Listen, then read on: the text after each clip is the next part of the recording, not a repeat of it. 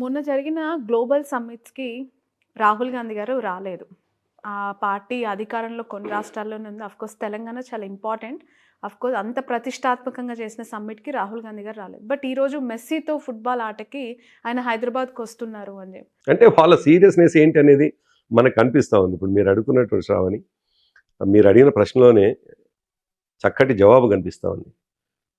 ఈ ఈ ఈ రాష్ట్రం అభివృద్ధి జరగాల్సినటువంటి ఒక సమ్మిట్ జరిగితే అది ఫోకస్డ్గా ఒక 200 కోట్ల 300 కోట్ల రూపాయలు ఖర్చు పెడితే దాని మీద అటెన్షన్ లేని, దాని మీద దృష్టి లేని రాహుల్ గాంధీ, ఎటువంటి ప్రొడక్టివిటీ లేని, దాని ద్వారా ఎటువంటి ఇండస్ట్రీస్ రాని ఒక ఆటకు వస్తున్నాడు అన్నప్పుడే ఈ దేశాన్ని ముందుకు తీసుకుపోతా అని చెప్తున్నటువంటి రాహుల్ గాంధీ యొక్క ఫోకస్ ఏందో మనకు స్పష్టంగా కనిపిస్తూ ఉంది. అందుకే గ్లోబల్ సమ్మిట్ నిజానికి సక్సెస్ అయిందా ఫెయిల్ అయిందా ఒక నిమిషానికి పక్కకి తీసి పెడితే, ఒకవేళ అది రాష్ట్ర అభివృద్ధికి ఉపయోగపడుతుంది అనుకుంటే మేము సమర్థిస్తాం.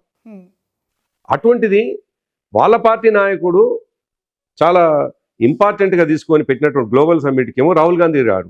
కానీ ఆడుతూ పాడుతూ డబ్బుల్ని పాడు చేస్తూ దాదాపు 100 కోట్ల ఖర్చుకు 100 కోట్ల నష్టానికి కారణమై రేవంత్ రెడ్డి ఆడే 5 నిమిషాల ఆటకి రాహుల్ గాంధీ వస్తుండన్నప్పుడే వీళ్ళు ఎంత జాతి సంపదని వేస్ట్ చేసేటువంటి మనిషిలో చాలా స్పష్టంగా ఎంకరేజ్మెంట్ చేసినట్టు అనిపించట్లేదా? క్రీడాకారులకు బూస్ట్ ఇచ్చినట్టు కాదు కాదు ఎప్పుడు అంటే మీరు అన్నట్టుగా మీరు మంచి ప్రశ్న వేసినారు, మళ్ళీ సమాధానం మీరు కాదు. గ్లోబల్ సమ్మిట్ కూడా వచ్చి ఇటు వచ్చి ఉంటే మీరు అడిగిన దానికి కరెక్ట్. అసలు గ్లోబల్ సమ్మిట్ అనేటువంటిది ప్రొడక్టివిటీ ఉన్నటువంటి అవకాశం ఉన్న డయాస్ అది ఇక్కడ లేదు. అయితే క్రీడలు డెఫినెట్గా ఎంకరేజ్ చేయాలి, క్రీడలు అభివృద్ధిలోకి రావాలి, క్రీడాకారులు పెరగాలి. ఈ రాష్ట్రం నుంచి వెళ్ళి క్రీడాకారుల సంఖ్య పెరిగి దేశంలో మన భాగస్వామ్యం ఎక్కువ ఉండాలి. డెఫినెట్గా మేము అదే కోరుకుంటాం.